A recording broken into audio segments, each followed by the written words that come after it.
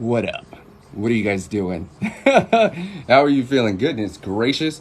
Oh, do I feel it? I think I feel it. Make magic happen. And oh, look, new hat. So stoked to see you guys. What is going down?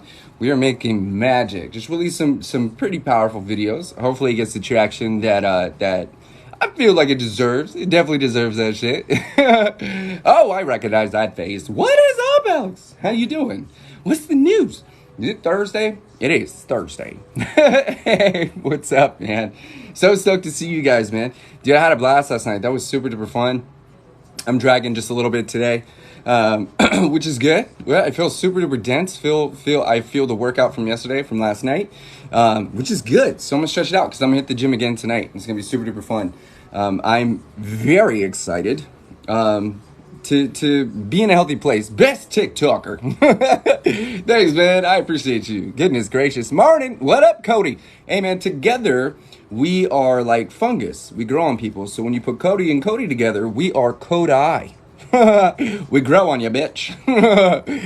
Thank you so much. You're helping me save my mom. Dude, I love hearing that. Thank you. That's so badass. I love this. You gotta remember this. You're supporting your mother in the same way that I'm supporting you. There's only so much that you can do. She's got to put in the work too, and you can act as that encouragement. And obviously, you know, if she's weak, you can help her stand up. All of those things. That's the beautiful part about support and being a support. Is you take care of you, you get your hands on the tools and the resources and the systems, and then you can apply that information to everybody that you know, including yourself. You finished the program. Holy shit. Did you catch an email, dude? Because we have a graduation party, girl. Dude, you should have gotten a text too. If you didn't get a text saying, hey, get on my calendar, let me know. Send me a DM and I'll send you over the graduation link and we'll chat. I'm stoked for you, man. Good morning, friends. What's up, Michelle? She's doing well, and your content is so helpful and inspirational. That is so great. I loved hearing that. That's amazing. Thank you so much. Keep in mind, if it wasn't for you, she would be in a different place. 5 days down, so much happier. Good, you're 1 day out. 1 day out of zero alcohol. Dude, that's amazing. You look at it like this. You feel great. It gets better. And then it gets better. And then it gets even better. And then you're like, does it ever fucking stop? Only if you stop it. Absolute facts, man. If you decide, well, you gotta remember this. The happier you realize that you are, the further into sobriety you go. And then you realize that you're not even focused on alcohol or the substance or any of that shit. What up, Hunter? Is you're just like, I'm just happy, dude. I'm just good. I just do my thing. I don't even think about it. I don't crave it. I'm not around it. I could be around it. It just reminds me how happy I am. It just becomes a part of your life. It's not even something that you're struggling through. You're just a happy person doing happy things with happy people. It's amazing. How long did it take for my stomach to shrink? I'm still trying to get this thing to shrink. I'm going to show you something. This is from, like, okay, you see this? I'm grabbing this. This is right here. This is jiggled. This is skin, okay? If I stand up, you're like, oh, that's nothing. The thing is I had a ascites. Thirsty Thursday. Drink water. Looking healthy, brother. Thank you so much. The thing with this, it might look like this right here. All this. Be like, what the fuck is that? Like, how would I be super dense, right? How can I be super lean here? But just my stomach, I've got this stuff? Why do I have this? It's from ascites. Ascites stretched my stomach out and I looked 9 months pregnant. Beyond sober. I looked 9 months pregnant and it hurt a lot. I was full of fluids. I was bloated, swelling all over the place. My liver was the size of a football. My spleen enlarged. I developed an umbilical hernia. So what happens with that is your body stretches and your skin, you basically grow extra skin to accommodate that stretching from a place of like struggle. And so in mothers in here, you know exactly what I'm talking about. You got that loose ass skin. Now you had babies. I got the same thing. It fucking sucks. And it's like, I don't know what to do. I could go into surgery and have it like cut out. There's all kinds of stuff. But no matter how many calories I burn, this is why you can see my obliques like crazy and you can see my abs. But here is just, it's never going to go away. It's never going to go away. So I bring all that up to talk about how long did it take for my stomach, my swelling to go down. It took probably about 2 months. But it swelled up super duper fast too. Easy, do you still have a hernia? I do. I have the same thing, but never had surgery. I do. I can feel it right now. It doesn't hurt as much as it did. I'll say in the first like few years, actually, it hurt pretty often. Like if I put pressure on it, it's a little tense. But I used to have this belt. It's called a hernia. Well, it feels like they call it a hernia belt, which is just a string of pain that goes around to your back. And the reason why I don't feel my hernia as much as I normally would is because I'm fit and I stay fit. So I've actually developed muscle around my hernia that's basically like keeping it in.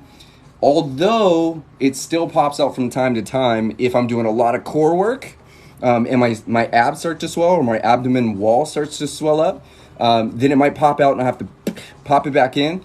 Or if I eat a lot, then I start to bulge out a little bit. Like, oh, look, I'm full. Let's pop it back in. I can feel it pop out when I cough. How about you? Yeah, I used to. Not anymore, man. You just be cautious. If it starts to hurt, man, it's really starting to impede like your physicality. Then definitely consider surgery. It's actually super duper quick. I believe it's like less than a 20-minute surgery. They just pop in there, sew it up. Your insurance might cover it. It's for a little while I thought about having surgery, but then I was like, it's not that big a deal. And then now it's not that big a deal. It's just a conversation topic. Day 5 sober. Fuck yeah, you're 1 day out. I'm so stoked. It's your turkey timer. Yeah, it is. Bing! Dinner's ready. Hernia's for dinner. You're the advert voice guy. Which one? I've been on so many podcasts. Shit, I'm on a podcast tomorrow. I just remembered. Super duper sick. Butterfly in the sky. Sup, dog? What's going on, man? Oh, wait. I already have questions? Goodness. 48 days sober. Holy shit. How long? Okay, I got those. I answered both of those. 48 days. Fucking shit. That's a lot. You gotta remember, man, like you've had zero alcohol in your system, zero substance in your system for, 42 days? Fucking shit. You're like a different person. This is why I always talk about this. It's like you're gonna feel great. Like that's the inevitable result of not poisoning yourself. You feel good, right? But just because we feel good doesn't mean we can take on the world. Shout out to John. Woo! What up, John? The painting on your wall. This one right there. I'm not sure who did that one. One of the girls did that one. Yeah, I don't know. I didn't do that one. Is that a dragonfly? I don't know. I'm flying high right now. 1.5 weeks is fuck. Word, get that shit. 19 months. Fucking shit. Dude, why don't you travel and speak? I don't know. Well, 90% of that is fucking, there's a pandemic still going on. The second thing is I haven't been invited anywhere. And I it's whatever. Like, once again, I don't go seek things, I attract things. So same with like this podcast that I'm on tomorrow. I didn't go look for that. People came and found me. So like, you'll see me on stage. I'll end up on TED Talk. I'll end up on all that shit. I'm not tripping on that. If I put the energy out there, I will attract it. Thing is, I'm just like letting things kind of like flow. I'm spending a lot of my time with the community. Hey, Amber here, 4 years and counting. God damn, lies. You were invited to Seattle. Where? I'll go bring a microphone to the park. Hey, everybody gather around here. My name's Kohdi Rayne. I'm about to tell you about your life. Vote for me, Kohdi Rayne. All right? 320 days. Holy shit. Your content has helped me so much. Dude, I love hearing that. That's so awesome. I'll tell you this. There are days when I release content that's very passionate for me, because everything that I say and everything I do is from a place of care and experience, right? I know what it's like to die. I know what it's like to fucking lose everything. Your house, car, job, money, everything that you believed in, everything you worked for, everything that mattered to you, lose all of it. And then have to rebuild from less than nothing and then transform into a whole new fucking human being, completely unrecognizable from the person you spent a majority of your life with. So I release a lot of content. So you guys can grow from my experiences, right?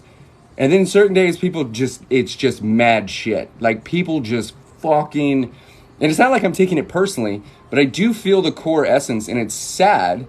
Why all the stretching? Because I got boobs, dude. I got to stretch these bitches out. Stretching is good for your body. So when you tear your machine, which is your muscles, you fill it in with proteins. So when I go into the gym and I'm lifting, I'm doing some ninja shit.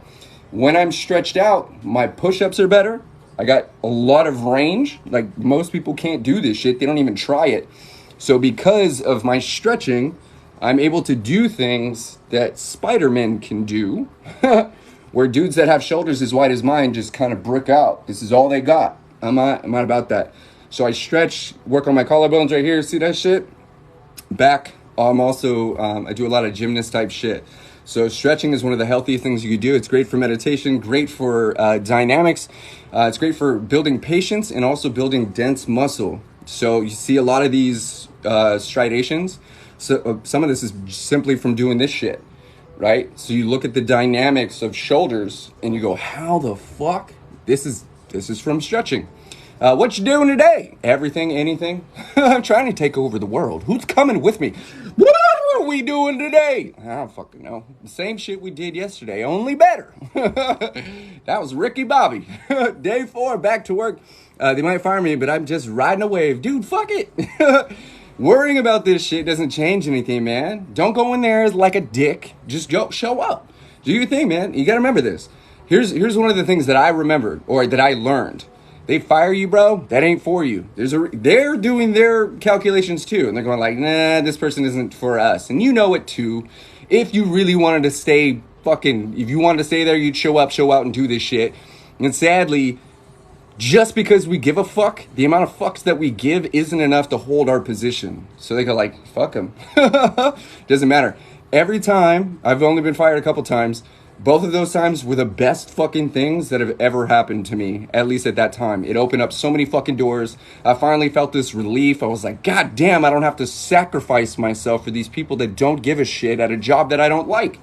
And because of that, I haven't had a boss in like 16 years, which is amazing. 16, 17, 18, 20 years. 20 fucking years.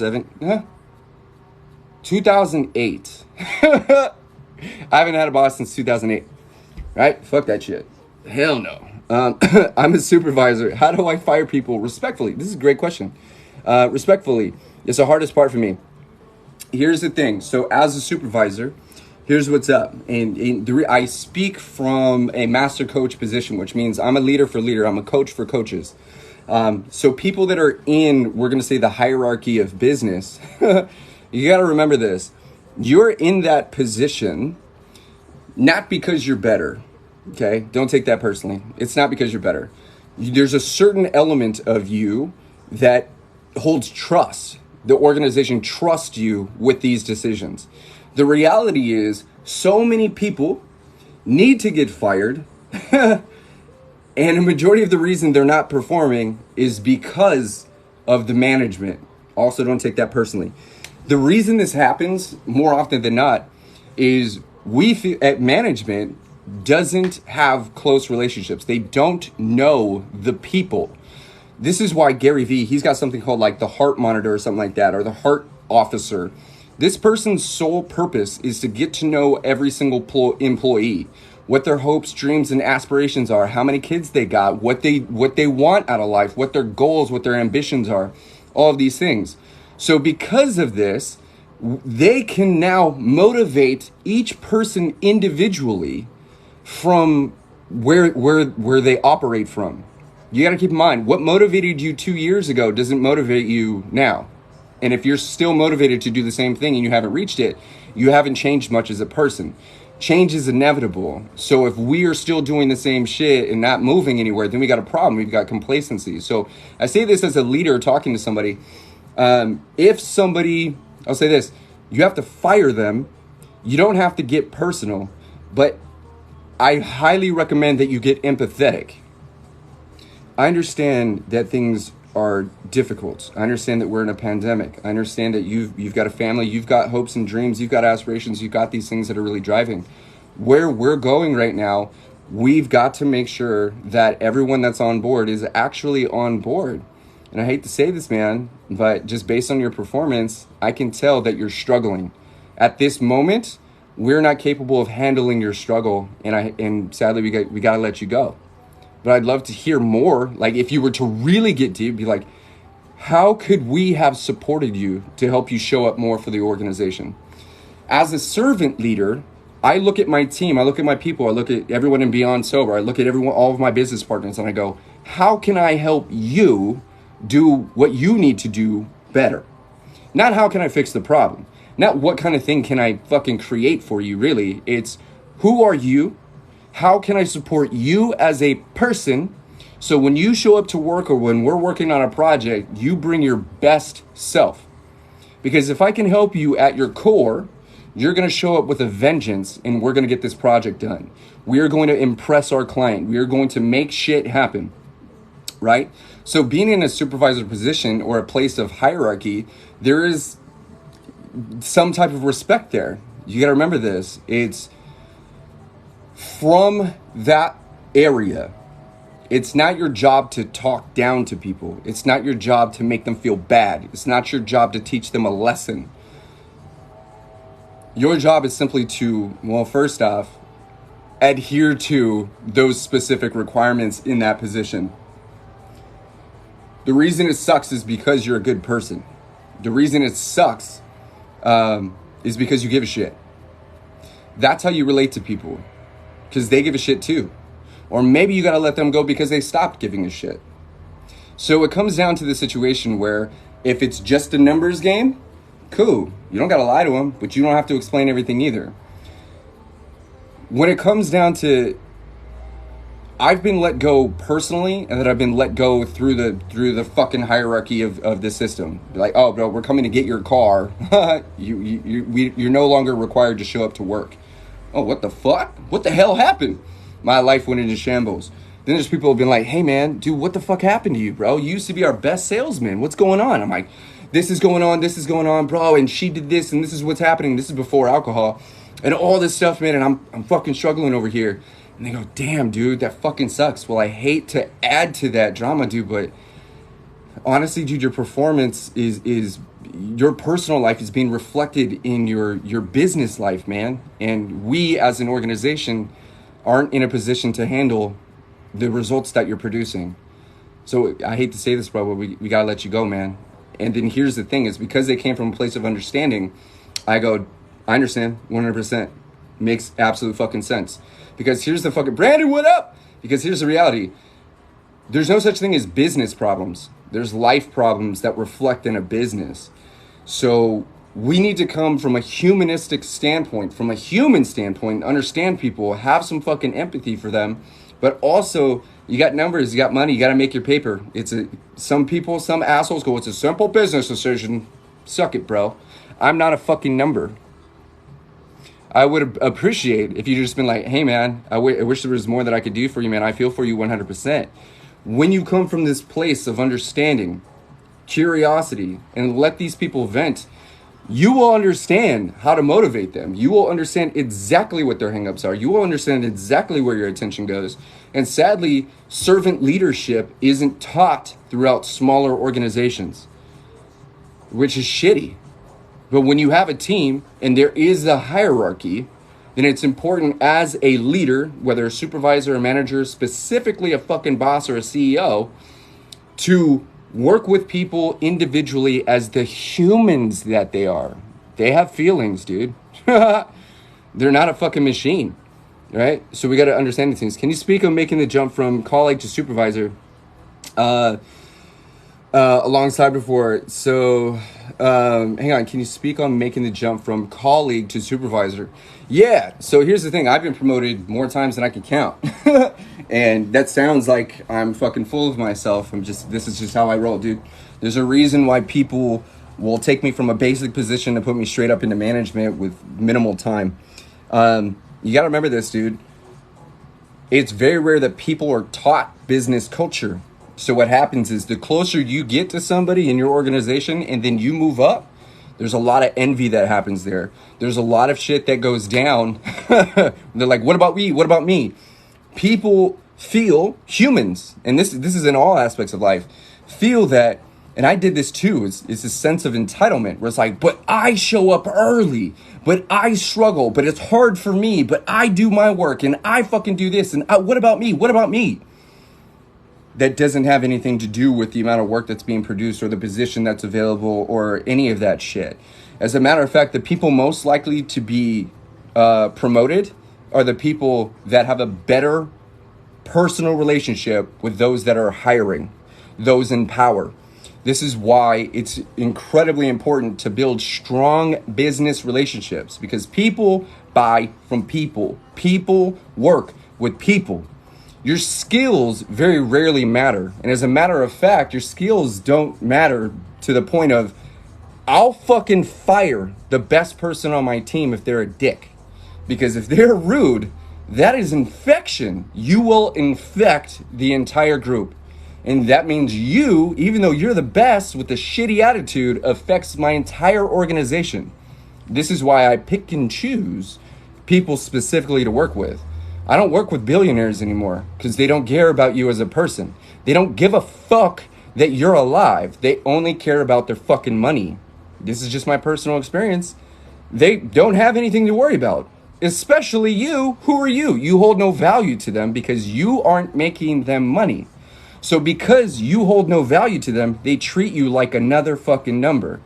This is why unless I have a strong personal relationship with someone that has a ridiculous amount of money and I can trust them as a human being not to treat me like a fucking number, my happiness and my time isn't for fucking sale.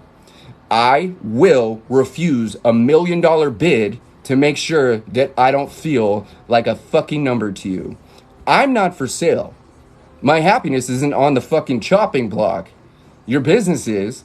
And if I'm not the fucking person for you, I will happily pass up that shit and refer you to someone else that doesn't mind being treated like shit. But I value myself more than the money that you have in your bank. This is facts, dude. Love that, 100%. Mama Wolves, what up? I will take 1 million. It will be any number you want, baby. That's the problem. I'm telling you this. Money doesn't buy happiness. I know many sad millionaires. I work with them. What do you think they pay me for? I've met many sad billionaires. People fucking set for life, crying in their movie theater in their fucking house. Happy in a Toyota or depressed in a Ferrari. Oh, I'll take the Ferrari because if you're crying, you can't drive shit. You can't enjoy the things. A rich man with a sore throat only thinks about one thing. The fucking pain every time he swallows. You think he can enjoy his fucking jet? You think his helicopter matters to him? When his fucking throat is swollen, every time he opens his mouth or tries to fucking breathe, he's reminded that he is worth less than nothing. He's just as fragile as anyone else. And the only thing he has is his money, which isn't bringing him fucking joy. I've been happy and homeless. I spent a year on the fucking street. Thank you. And I've been fucking wealthy and absolutely miserable. You know what brings me joy? This hat. This is a brand new hat. You didn't know. I feel really cozy in this hat. Showed up yesterday, first day wearing it. All right, it's nothing. I got my water. I'm good. You see what I'm saying? It doesn't matter, man. You are human. No amount of money. You might be more comfortable, but you're going to be comfortable and fucking miserable on that brand new fucking couch. You think the Superman bed is going to make you happy? You still have insomnia. You still can't get to sleep. You think the bed helps you sleep? You're fucking ridiculous. So when we look at these things from an actual core standpoint, I will give up $1 billion. I couldn't spend $1 billion if I wanted to. I know what I would do with it. And then after that, what the fuck are you going to do?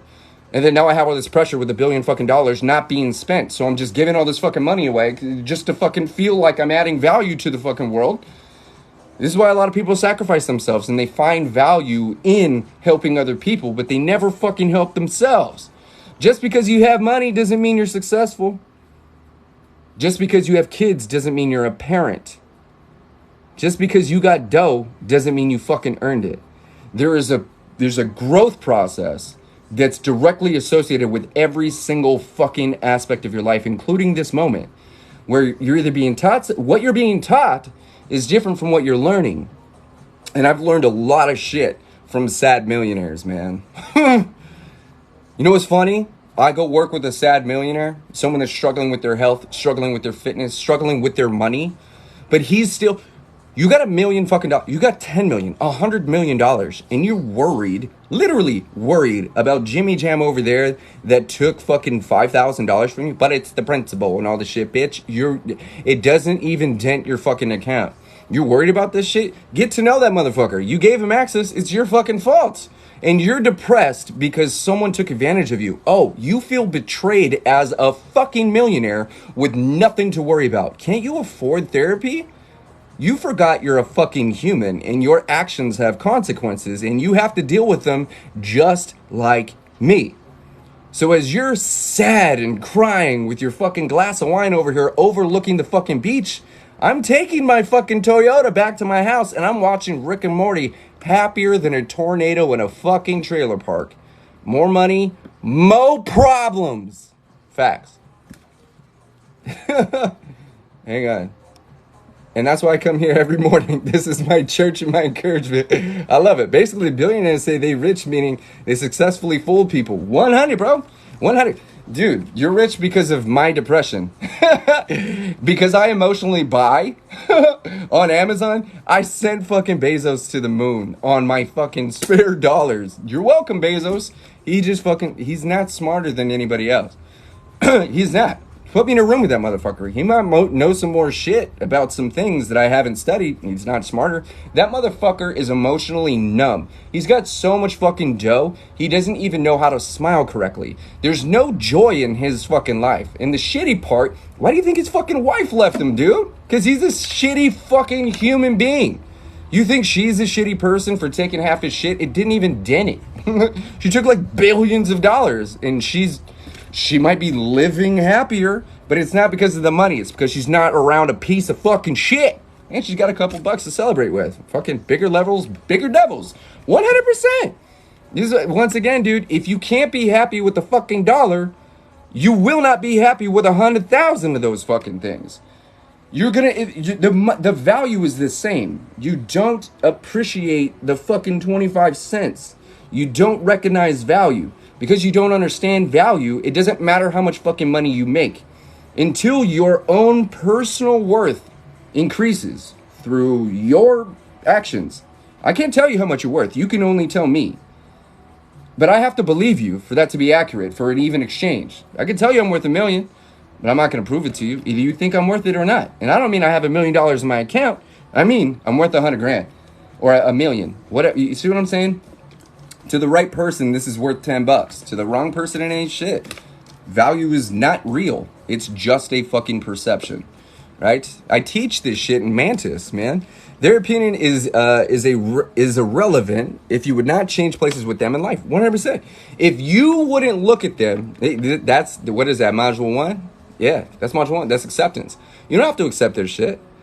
The reality with this is if you wouldn't trade places with them, what they say, how they think, what they feel about you or anything you got going on doesn't hold any fucking weight. Why would I trade places with a sad millionaire? That means I'm sad. Nope, not gonna fucking happen. Fuck you, dude. The reality with this is life is what you make it, right? Life is what you make it. Mod up, mama. So you look at these things and go like, dude, I will take $1 and make that shit last forever. You look at people who struggle financially and go like, I'm going to make this fucking dollar stretch out. This $10, I'm going to stretch this shit out. Where people with $1 billion go like, I don't even know what a $10 bill looks like. You've lost the value of money. You don't even understand yourself. Because you don't understand yourself, man, you don't understand the value that you hold. Money is power to certain people. And that's all people want. They want to feel empowered. Why do you think sobriety is so powerful to people? It's because you start to feel like the $1 million. You start to realize how fucking strong you are. The richest people in the fucking world feel powerless.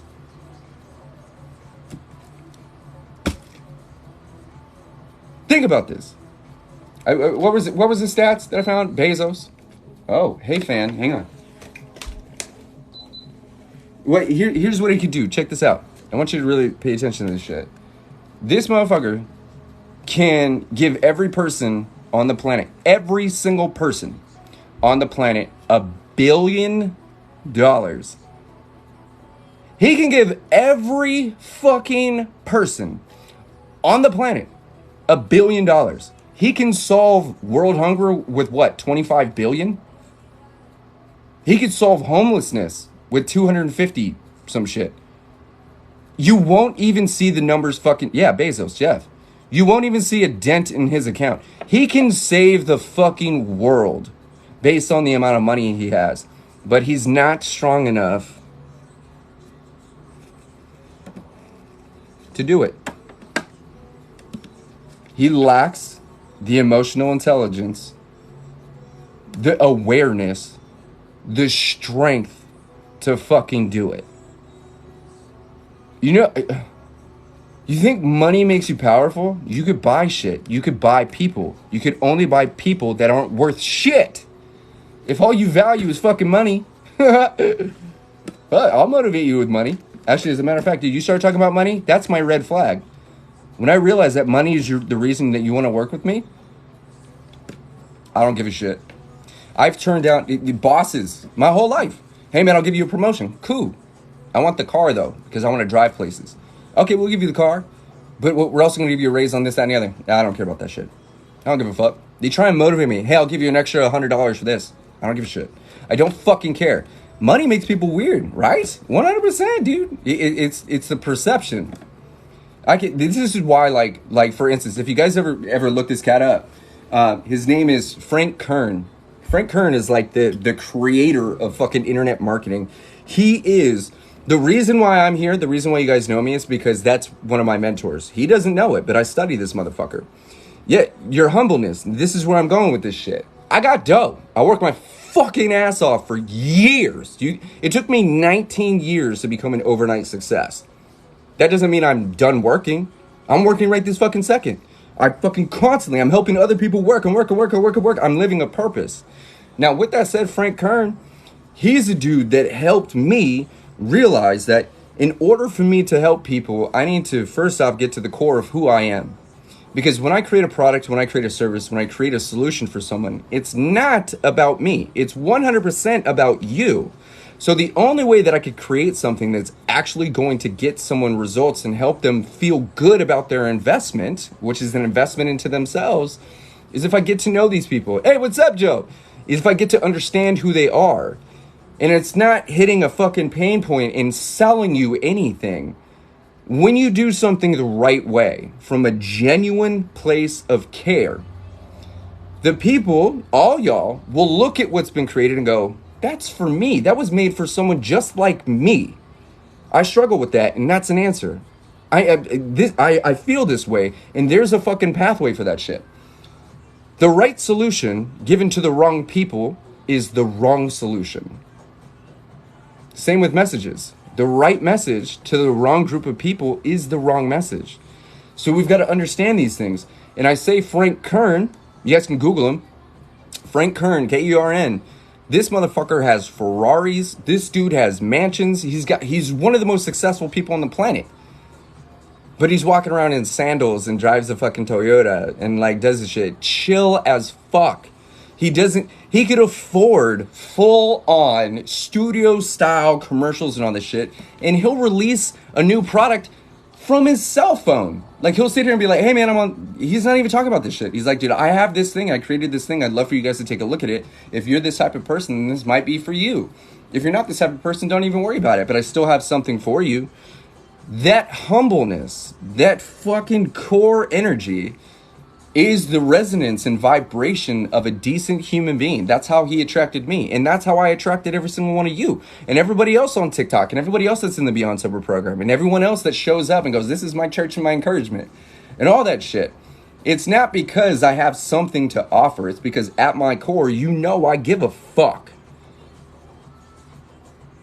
And if I said I had $1 million sitting behind me, would that change anything? No. Because I'm the same human being that still gives a fuck. I just happen to have $1 million. Would it change if I had $1 in my account right now? No. Because at my core, I'm a decent human being that wants to see you win. Nothing fucking changes. It's just a perception.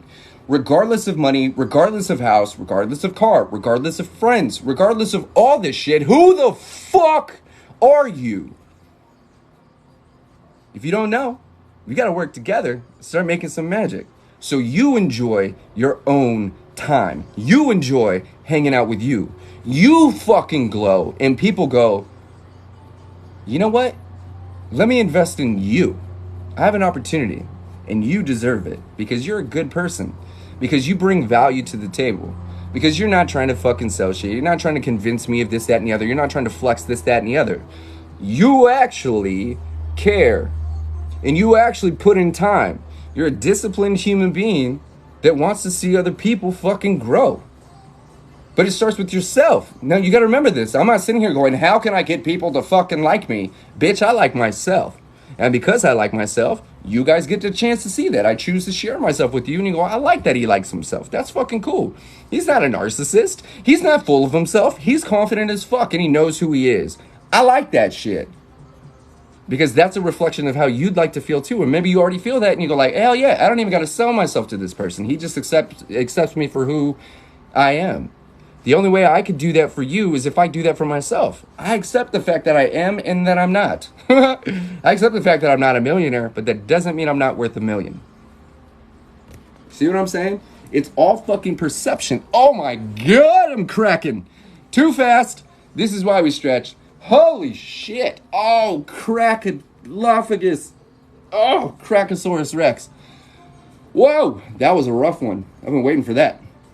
I'm trying to become the million. You are the million. You just don't realize it yet.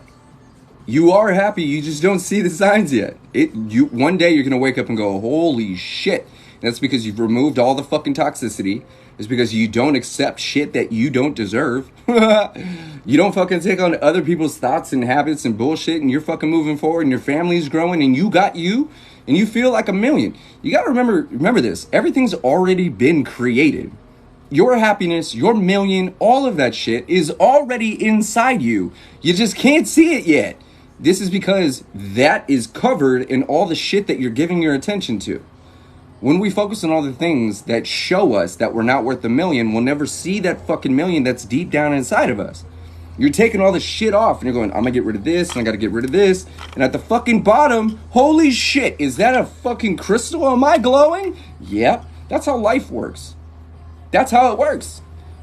The quickest way to start realizing that you're worth $1 million is to start saying it. Easily worth $1 million. I'm totally worth $1 million. I don't have to believe you for you to be worth that. You just got to convince yourself that it's true. And if you convince yourself that it's true, guess what's going to happen? Your brain is going to go out and constantly find reasons why you're worth $1 million. Why you're fucking priceless. And you're going to attract opportunities for you to test that. When you put your fucking foot down, hell yeah, the CEO of my world, this is exactly what they would do. They fucking say yes to this shit. They take these opportunities. They challenge themselves. They fucking grow. No one's stopping you from saying that you're worth $1 fucking million. You're priceless to start with. I know this for a fact. You don't got to sell me shit. Mama, I can see that. Why do you think I give you my fucking time? If you were not worth $1 fucking million and I didn't see how amazing you are down to your fucking core, you wouldn't get my energy fucking period. But that only matters if you give me weight to words.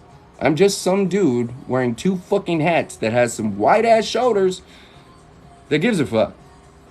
Once again, what I say doesn't mean anything unless you give it meaning. What would Kohdi do? Y'all know what I would do. You know exactly what I would say. You know what I'm saying? Love it. So, once again, we look at this, Mama Wolves, you look at this shit and you go like, why do I fucking see value in what Kohdi says? Why does he hold more weight? You think I did more shit? You gotta think about this. You are the creator of your universe, 100%. You gotta think about this. There's no, billion. I'm totally worth $1 billion. Say it. Fucking write that shit out. Say it every fucking day. Worth $1 billion. That's me. Easily. So here's where I'm going with this. When you look at value, when you look at perception, when you look at engagement and emotional attachments, when you give something weight, it's just fucking sage until I tell you that I'm bringing in good energy with this. Now I'm applying an emotional weight to this. You're going to look at this and go, oh shit, I value this because Kohdi values this shit. This means something. That's what sentimental value is. Don't fuck with that. That means something to someone else. And it's an emotional entanglement, which is fucking great. So when you look at this shit, you got to keep in mind, unless you choose to allow me into your world, I'm just a fucking guy with two hats. But once you allow me into your world, I'm someone close to you that contributes to your existence. So you listen.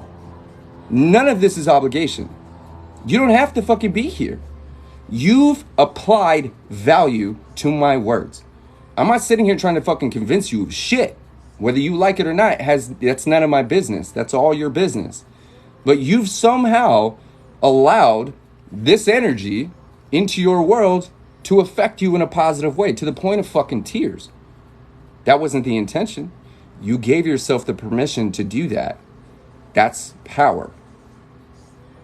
You're a powerful human being. Ray, I see you over there. You're a powerful fucking human. Just a guy with two hats. And I feel like I agree, relate to this good for me. You see what I'm saying with this shit? But we also look at this, and once again, we talk about this in module 1. We think just because that's our mom, just because that's our fucking sister, just because that's the fucking Jeff Bezos, just because it's fucking these people, that we automatically owe them our respect, our gratitude, our time, our energy. Fuck you, dude. You're just another human being that's struggling like me. Through all these social pressures and through drip feeding, what up, Jim? Right? It's all about your intention. I've been trained to fucking respect you, which I barely even respect myself. I've been trained to respect you simply because we know each other. Who the fuck are you actually? Are you benefiting me in any way? Wait, you brought me into this world. So what is it that I owe you? I didn't even fucking ask to be here, yet you think you run my shit. I didn't even ask to fucking be here. As a matter of fact, I gotta pay to live on this planet, and I'm not even having a good fucking time. And you're not helping, Mom. Right? So, I don't understand what you fucking think I owe you. Because really what that means is you're giving me power over you. Shit, I run this bitch now. You look at these fucking things and go like, how are people manipulating me? How are people sharing themselves with me? What are these people really trying to fucking say? What are they really trying to get? What's the point of all of this shit? People that do stupid shit don't even understand themselves. They're just good at doing stupid shit. And simply because we fucking know them, we accept these things, even though down to our core, we don't agree with it. Touch the stove. No, Mom. Touch the stove. No, it's gonna hurt. I'm your mother. Touch the stove. Touch. How? I told you. You just respect people for what the fuck? It's banana fucking sandwiches. It's 2 sandwiches. Fuck that shit. We're just trained to give so much value to people that don't hold any. So deep. Value is yours. It's yours. I hold no value unless you give me value. You tell me how much I'm worth to you. Mama Wolves, listen to what I'm saying. You tell me how much I'm worth to you. We haven't even fucking met. Yet why do I hold equal, if not more weight than a lot of people that you know? How the fuck does that happen? How does it happen? Do you owe me something? Do I owe you something? What the fuck? This is a decision. We are looking for things that we find value in. The only reason I hold value to you is because the things I say and do mean something to the type of person that you are. Because we are reflections of each other. So if you've got love for me, you've got to understand this. That love you have, that respect, that value, that appreciation, that's your shit. That's your value that you are feeling. You're just associating with the value you have with yourself to my stupid face. That's it. That's it. It's not that I hold more value. It's you hold more value and hand it to me. And the reason why my value grows is because I respect the power that you give me. You can trust me with your fucking heart, and I don't have to convince you of that shit. I'm not out here trying to say, hey, just trust me. Just trust me. I don't have to say shit.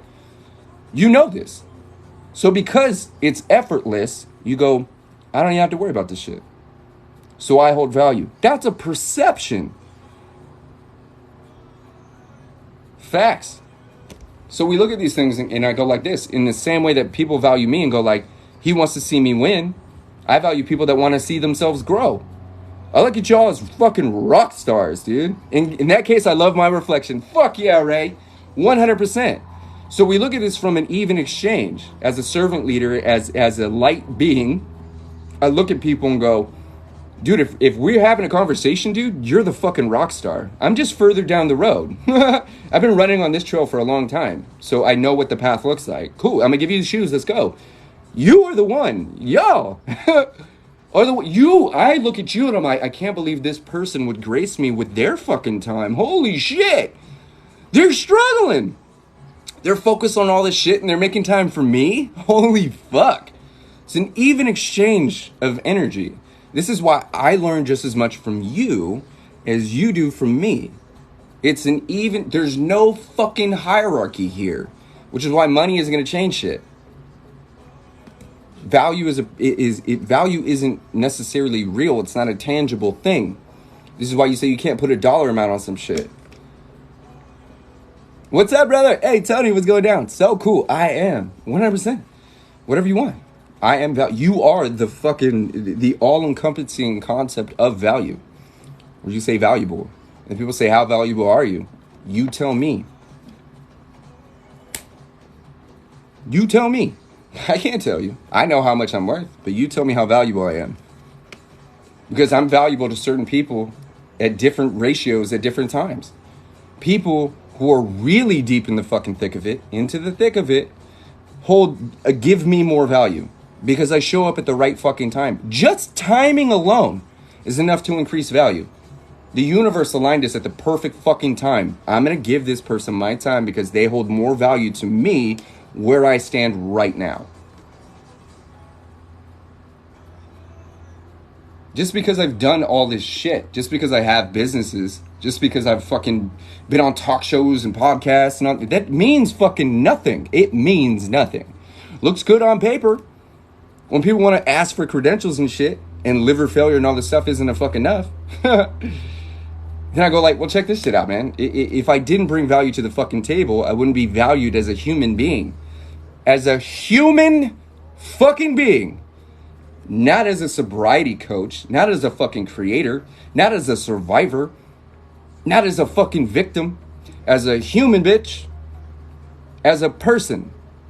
If the only thing you value of me is my story, then you don't value me as a person. Therefore, you hold no value to me.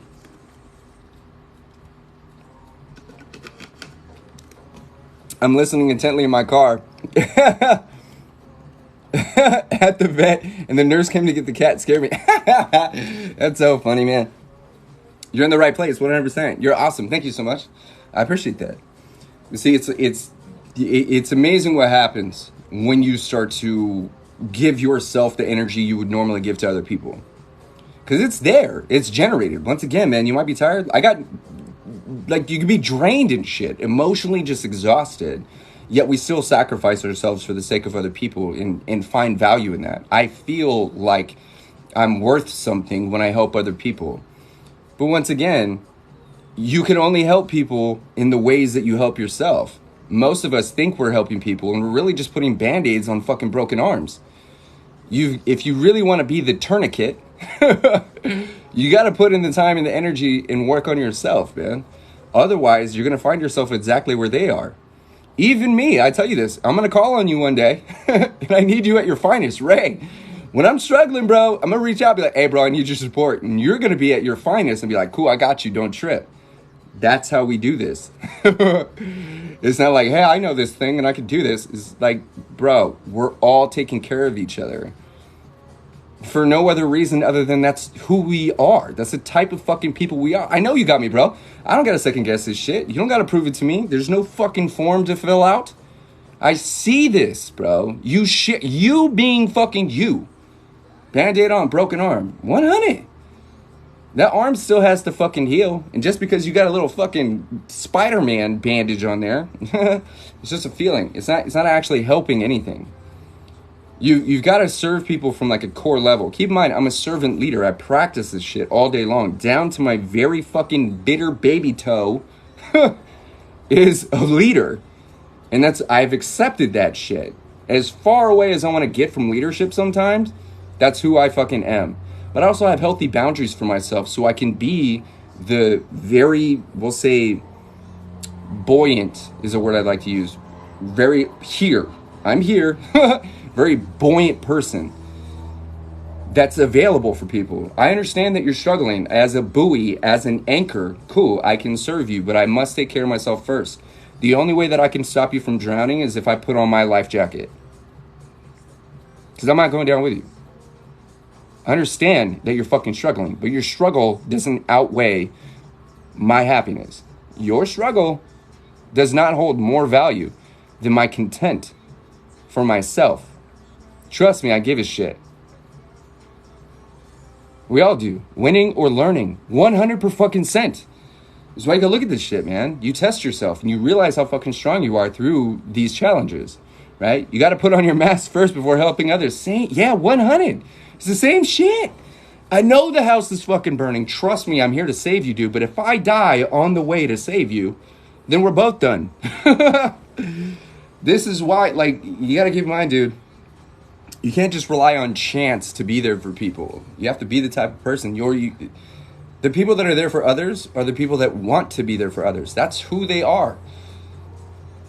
But the only reason you care about other people is because you understand what it's like to be in their position and you give enough fucks about yourself. Is that why I let my mom jam me up? I give it negative energy. Just in that sentence, I let my mom, I allow, I give permission to my mother. Is this why I give my mother permission to fuck my shit up? I give it negative energy. You tell me. If you're in a situation and down to your core, you're not happy with that shit, you're not happy with what you're doing, and you're actually giving negative energy to the situation, she could feel that. So can you.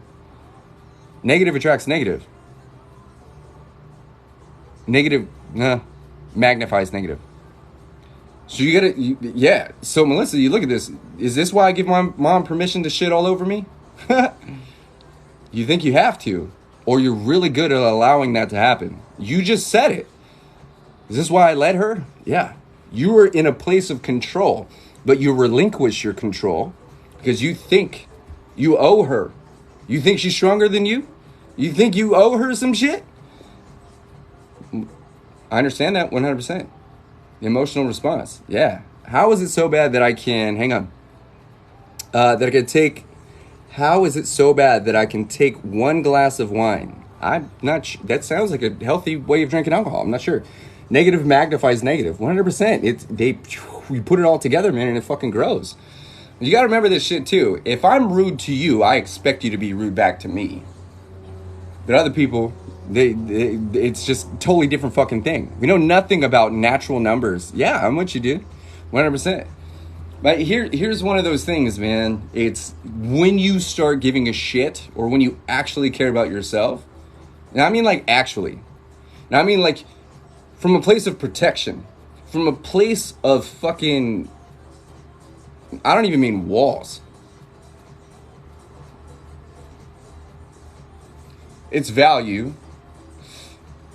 Precious is another word. When you value your own life, your own energy as something fucking precious, you don't let motherfuckers fuck with you.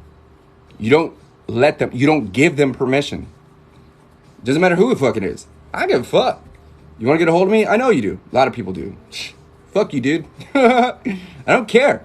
I don't want to care is really the thing. It's not that I don't care. I don't want to care. I don't want to give you my fucking time. I don't want to give you my energy. I don't fucking owe you anything. And I don't want you to think that I'm giving you my energy because I owe you something. I'm not giving you this fucking power. You don't hold, you hold no weight here, dude. You only hold the fucking weight that I give you. This is, once again, listen, I say this because people pleasing has got me in a bad way. I get you. You got to keep in mind, dude, you're just teaching people how to treat you. If every fucking time I see you, I give you water, give you water, give you water, give you water, and then I don't give you water because I'm tired of it, you now expect me to give you fucking water. Now you're pissed that I'm not the person that you thought I was. Well, I taught you that every time you see me, you could expect water. So the second my fucking arm hurts, you have a problem with me.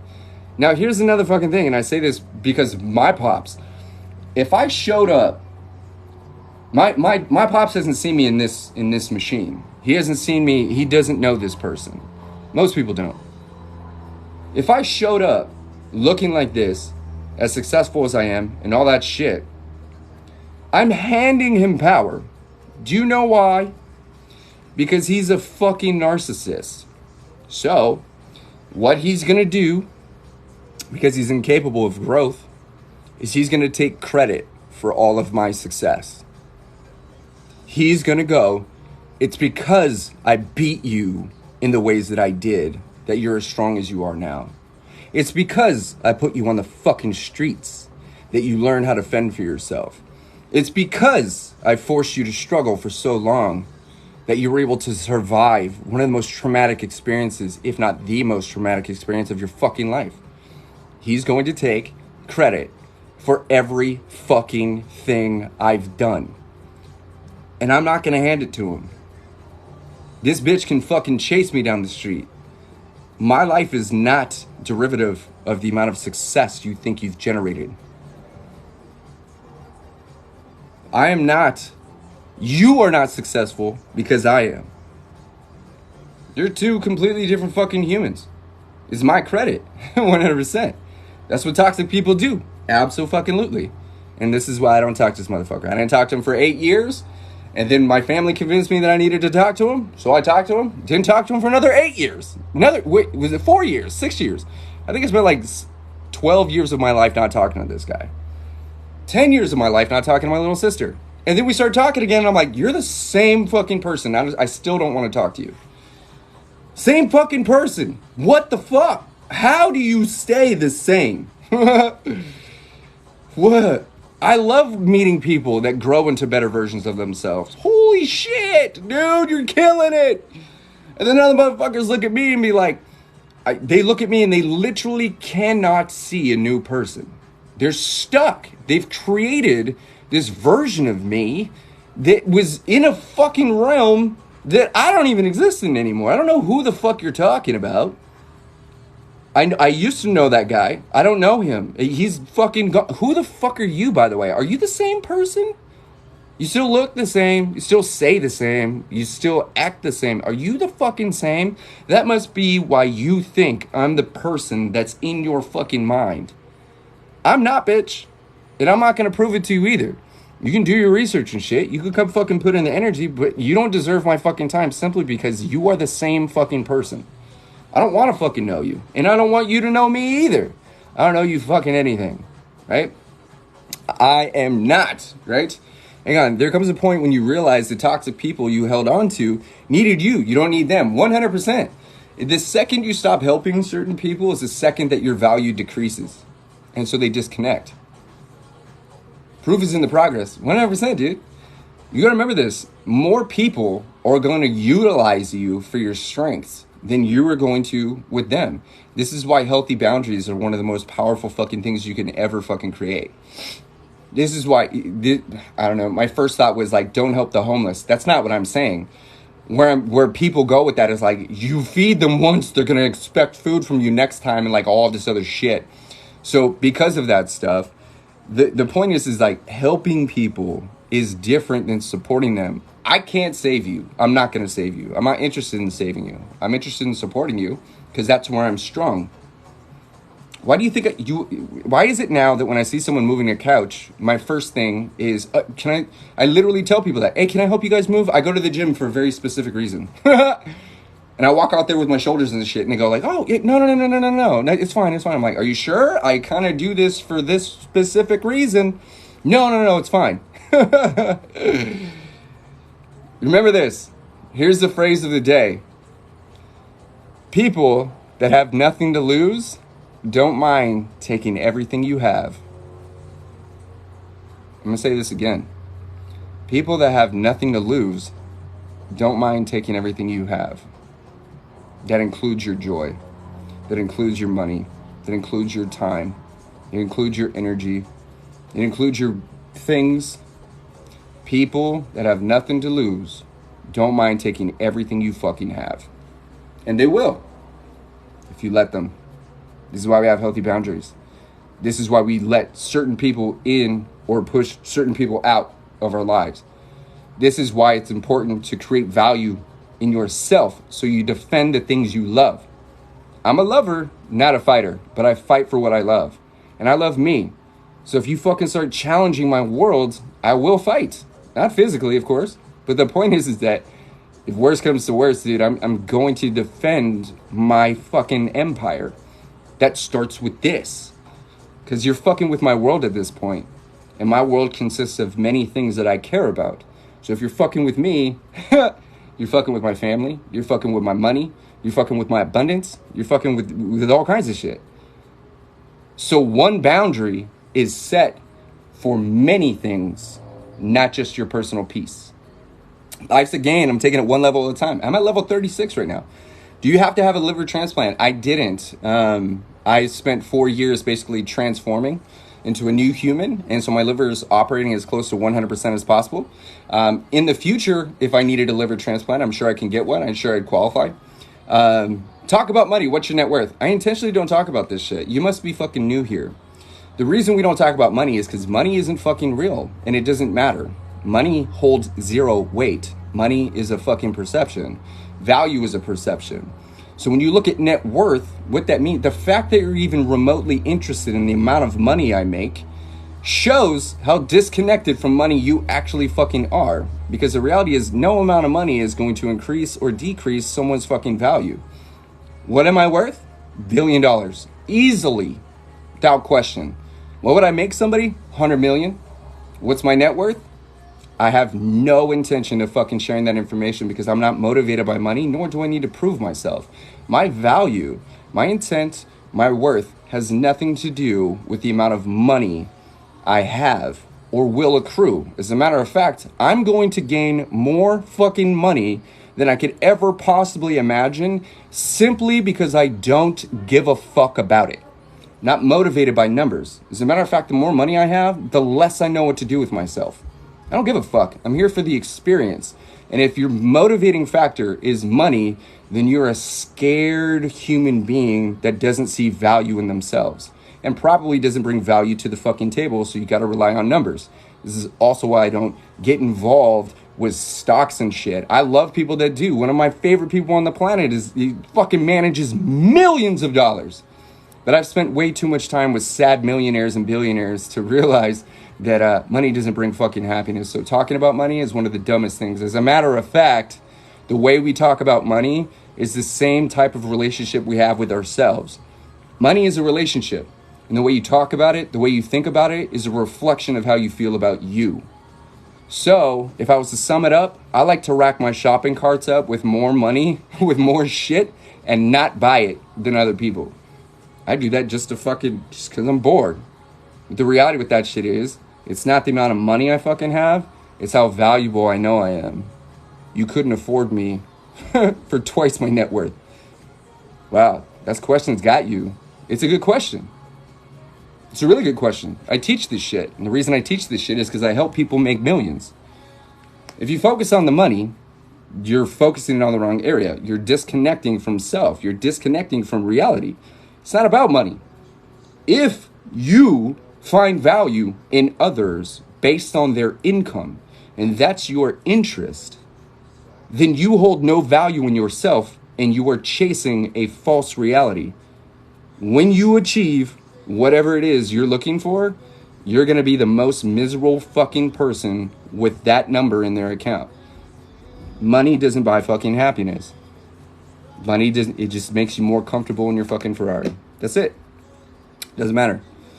Yes, work. Yellow, what up? So good to see you, girl. What's going down? I got a few more minutes before I got to get ready for, I have 5 appointments today. I've got 3 intros, 2 business meetings. And then I got I feel hopeless and miserable. Those are all great feelings. And the reason why is because you know exactly what you don't want to feel like. It's those feelings that you go like, shit. Speaking of hopeless and miserable, you know how many millionaires I've met and know personally that are fucking miserable and feel hopeless as shit? Holy shit, phase for days here. Where the fuck you been, dude? Where you been? God damn. So check this out. Hopeless and miserable if you keep doing the same shit, you're going to get the same results. So you're going to feel the same feelings and then think the same thoughts and then do the same things. You got to fucking make moves. Now, if you're struggling with like alcohol and all that stuff, just click the link in my bio. Come hang out with us and Beyond Sober. Or take a look at single shot method. Practice drinking less alcohol. Start finding value in your being. But that only comes with effort. If you do nothing, you get nothing. We saw you, Vay. I don't know. Get it. Love your lives so much. Happiness is all in your head.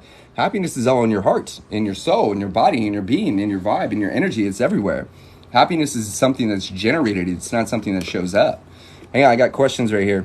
How long will I have fluid buildup after fluid buildup? So it depends. I've known people or heard of people who have had fluid buildup in their wrists, in their ankles, in their neck, and their stomach for months and months and months. For me, they had me on 4 water pills, which basically I was in the restroom just peeing every 5 minutes for like 2 months. It fucking sucked. Love what you preach. Thank you so much, man. So it just depends on what you're up to. What happened to your liver after it failed? I have no idea. I haven't had a conversation with it in a long time. My liver, I have stage 4 cirrhosis, so I've got extreme scarring on it.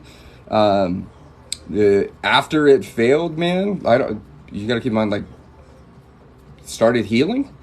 Question mark? It fucking swelled up to the size of a football. Imagine like looking down and going, there's a football in my stomach.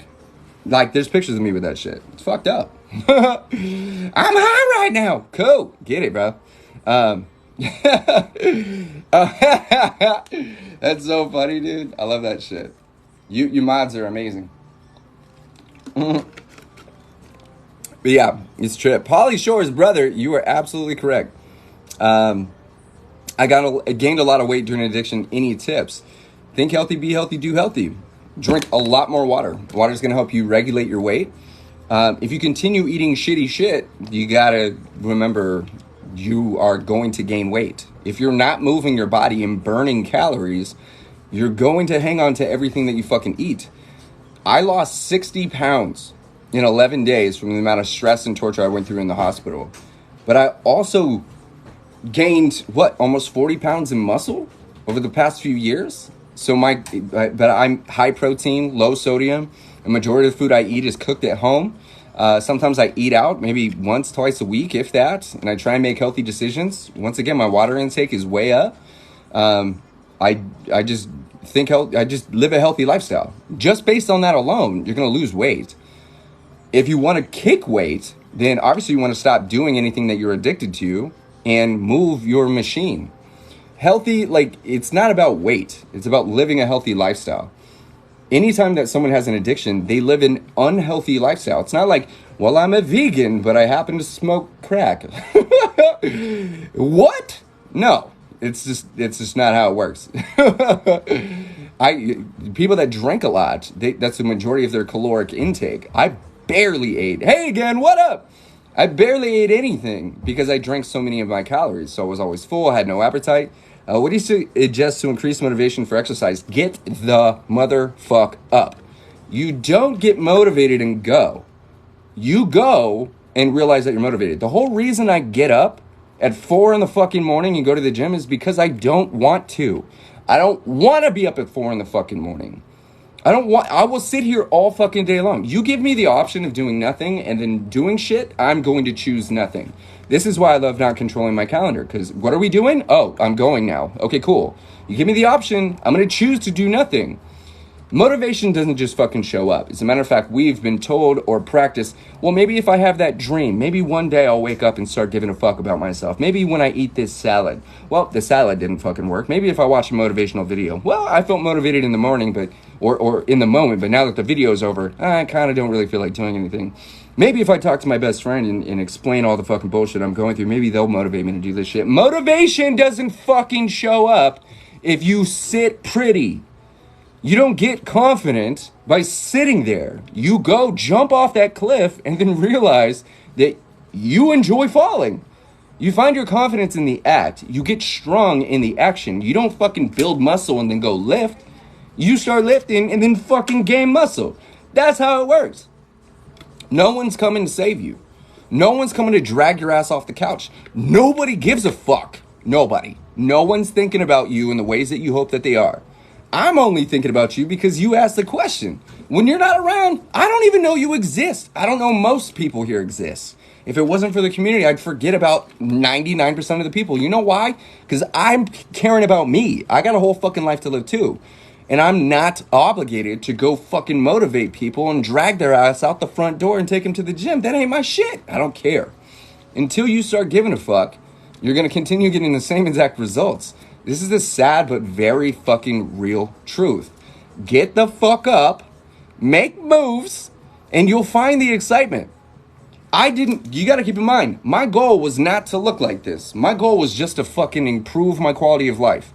It turns out that in the process, I'm one of the most dynamic motherfuckers I've ever met in my entire life, and I do things that impress people that I don't even care to impress. What the fuck? I don't know you. Your opinion doesn't matter, but I'm upside down on the ceiling doing some weird shit. I didn't know I can do it until I started doing it. As a matter of fact, there's all kinds of shit that I can do that I haven't done yet. Listen to what I'm saying. I can do things that I've never done yet. I know for an absolute fucking fact I can hang upside down by 1 foot off a pull-up bar. I know for a fact I could do that. Have I done it yet? No. I can do it. 100. Because I could do it with 2 feet. I could obviously do it with 1. It's going to take some practice. But I know beyond any scientific fucking doubt that I can make that shit happen. And I will. Not right now, though. Because I'm not driven to... that's just taking it to the next level. I don't have to do that for any other reason. Actually, as a matter of fact, I never have to do it to say that I can do it. Never. I just know that I could do it. You could do a handstand right now. It might be difficult, but you can still do it. There's nothing stopping you from saying that you can do it. Just start saying it. And then when you go to the gym, when you go to that fucking living room and stand on your hands, your brain's going to go, oh, look, you're doing a handstand. Look, see? You're upside down for 1 second, 2 seconds, 3 seconds, 4 seconds. Holy shit. Told you could do it. Right? I'm leaving like 20. You leave it? Okay. It's a trip the way it works. But you got to make fucking moves, man. Like, you don't turn into somebody overnight. You do shit and then realize that you were that person.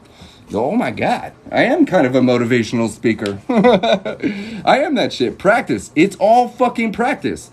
You practice getting up. You practice waking up early. You practice giving a fuck. You practice doing things you don't like. You practice eating healthy. You practice drinking water. You practice your emotional, we'll say, disconnects, right? You be it. You be it until you see it, 100%. Oh my God, you reminded me of the time I taught myself. Hang on. I taught myself to do a cartwheel when I was 9. Yeah, 100%. Even if you can't do it, you're still doing it in the act of trying. Like, maybe I could do a cartwheel. Whoop, fucked up. Oh, I got pretty close. How do you think I became a DJ? You think I just woke up and just started... The internet didn't even fucking exist. I wasn't... what do I do with this, right? I accidentally did something on someone else's shit, and I was like, oh my God, I'm kind of good at this. I want turntables. So I told my dad, hey, if I get good grades, will you get me turntables? He laughed at me. You want record players? That's what you want? Yeah, Pops. No, turntables, like what DJs use. You mean those things that like fucking, like he had no idea, this goddamn boomer. So I got good grades. He bought me fucking 2 turntables, a mixer, 25 records, 2 speakers, and a pair of headphones. I became a fucking international DJ for 16 years. All because I accidentally did something I didn't think I could do. Holy shit. I accidentally was like, what just happened? I got to figure this out. That became my passion. And then that passion became my job. And then that job became my fucking prison, which is just fucking crazy because I became unhealthy. Right? I'm glad I found your page. I've been motivating myself lately, and you're the extra spark I needed. Fucking love that. Remember this shit, man. I'm your biggest fucking fan, man. I want to see you win. I want to see you do it better than me. Because I still want to fucking learn, dude. I still want to learn. Do shit. Just be like, hey, I want to share this with Kohdi. Dope. He'll appreciate it. Fuck yeah, bro. How'd you do that? I've never even tried that. What is it that you did? Oh, you did it like this? Oh, trip. Okay, I've never done that before. Okay, I'll try that. Oh, shit. Okay, I like that. Or maybe like this. You know what I'm saying? Hey, there you are. Tina Madlib's in the building. What's up, girl? So good to see you. Hey, we got to chat, man. I'm so stoked that everything's working out, dude. I've been meaning to get back to you today, but I've been live. You know what I'm saying? Hey, if you guys haven't followed Tina Madlib, she's one of my favorite people on the planet. She's so funny, so amazing, and I'm so excited to just know this human being. She's working on some amazing, amazing, amazing things with some big creators. Another one of my favorite creators. I can't tell you. I might get in trouble. And because of that, I'm just so stoked that she's finding time making magic happen. She decided to show up. Definitely follow Tina, man. She's growing like crazy. And I'm just privileged to be able to say she's my friend. Crazy shit. Tina, you're amazing. Thank you so much for swinging through it. I'm just about wrapping up. I have 5 meetings today, but my evening is open. You're so sweet. You can tell him, oh, you can say it's Scott D. Henry. I kind of, I'm not saying anything. Yes, it is. Tina, you're working directly with Scott D. Henry, one of my favorite fucking people on the planet. I did spend a few seconds chatting with like my TikTok celebrity crush. And then Tina became the other one. I was like, oh my God, it's like a melting pot of just amazing. I'm telling you, man, this shit's incredible. So Tina and Scott, man, they're making some real fucking magic happen. I'm just so stoked to support them. They're incredible, man.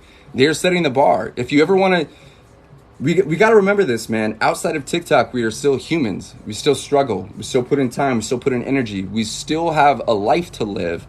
And the perception here on TikTok is very different than what's actually going on.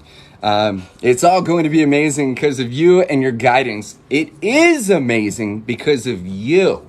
I'm just here to support you. You got to remember this, man. I've been around the block, and because of that block, it's a big one. I just know where to put my energy, and I'm so stoked that I could be a support system for you, Tina. I'm so proud of you for all of the stuff that you're getting involved in, the amount of passion and dedication and commitment and drive. And let me bring this up real quick. Check this out, man. Tina, one of the sweetest people on the fucking planet. One of the most passionate people I know. Broadway fucking singer, interviewing celebrities and shit. She's one of the baddest mamma jammas on the planet.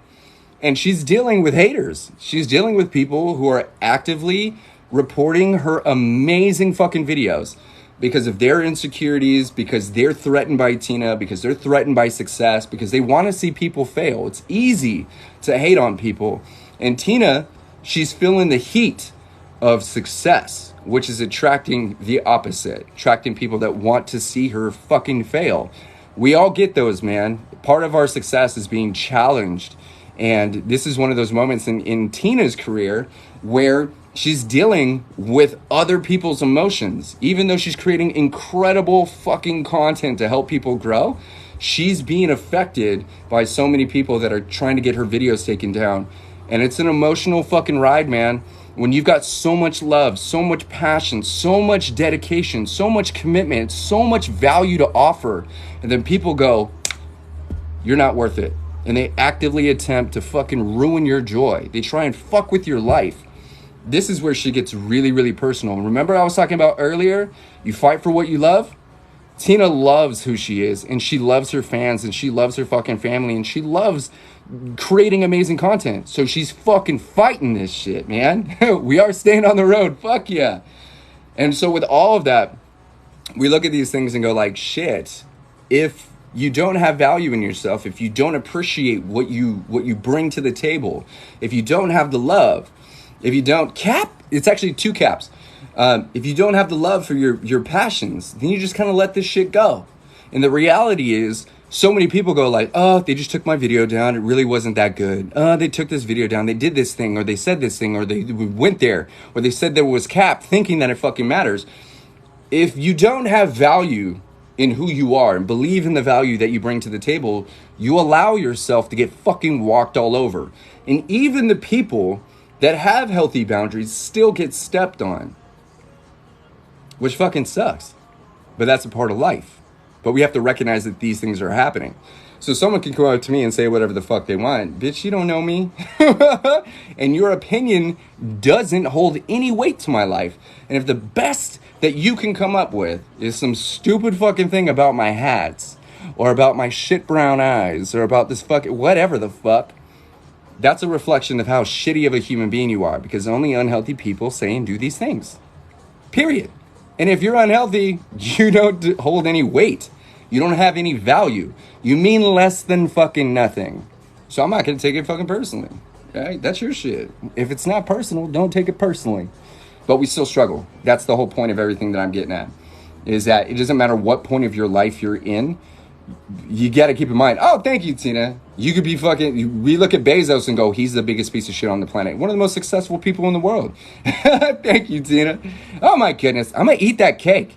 You know this. I will eat that shit. I got fucking cravings, man. Sugar. Bring on the sugar. Don't bring around donuts, dude. I will fucking eat them. I'll eat them all. I don't care. I'll eat yours. I don't care if it hit the ground. I don't care how many sprinkles you want to fucking save. I'm going to eat that shit. Jelly. It's happening. What's your advice to help a person you know is struggling with alcoholism? It depends on if they're putting in any work or not. If they don't care, I will eat all the donuts. If they don't care about themselves, then you can't make them give a shit. If they are working on themselves and they're struggling, like they're putting in work on themselves, then you can support them where they are. But if they're doing nothing, then once again, you can't just like, you can't do the work for them. Ice cream donuts, I'll fucking do it. Why do you think I go to the gym? You think I go to the gym just to be healthy? No, I go to the gym so I can eat whatever the fuck I want. And I'm going to eat it all. I don't give a fuck. Give me your plate and your... I don't give a shit. If there was a nerd in the carpet right now, I would eat it. I would want it. Put it in my fucking gullet. Snow cones, right? All that shit. So we look... I don't know where I was going. I was going somewhere. Cheesecake is top tier. Yeah, fuck yeah. What a trip. With that said, it's coming up 10:30 on my time. It means I got to start wrapping up. I could do this shit all day. Let me see if there's another question in here. That's a good one. How do you know if you have cirrhosis of the liver? You got to talk to the docs and they'll help you out with that. Hang on. Manners, out respect for elders, 100%. Hang on. Will you get your hernia fixed? No. Hold on, take your stomach to shrink. All right, so I answered all these things. Day 2 sober, getting more work done today because I'm not hungover. Dude, that's a fucking big enough accomplishment as it is. That's phenomenal, man. Not feeling like shit is happiness. I actually released a video about that. Not waking up hungover is like the pinnacle of fucking success and happiness. I love not feeling like shit every day. God damn. Even today, even as healthy as I am, I still put shit in my system. I had Panda Express. You wake up the next day and you're like, oh, God, I'm a little slow today. It's because you got all kinds of bad shit in your body. Not feeling like shit is like, dude, it's like a whole new world. What am I going to do with all this energy? Lance, you were talking about this shit too. Like, hey, man, I would normally not say yes because I would be either drinking or feel like shit. And now that you don't feel like shit, you're like, hell yeah, bro, let's go. Let's go. Are you coming? You too, let's all go. The thing is that life actually starts happening when you're capable of living it. Someone write that down. Life actually starts happening when you're capable of living it. When you you sound like Dare to Care. Not sure what that is. Do you have to eat clean 24/7? No, you don't. You just have to stop giving yourself shit. So if you're eating 10 fucking donuts a day, start with eating 9. It means you're putting less shit in your system. If you're eating 9, eat 8. It's the same way with alcohol. With your liver, it needs help. He gone. It needs help. Like, there's nothing that goes like, oh, this will fix your liver. Nah. Your liver needs lubricant. It needs water. Green tea, milk thistle will help your liver function more appropriately, but it's not going to fix or heal anything. So some people go like, oh, well, I take these liver things. It's not going to fix things. You can't just like do a shitload of damage and then go, I'll just fix my liver or repair it.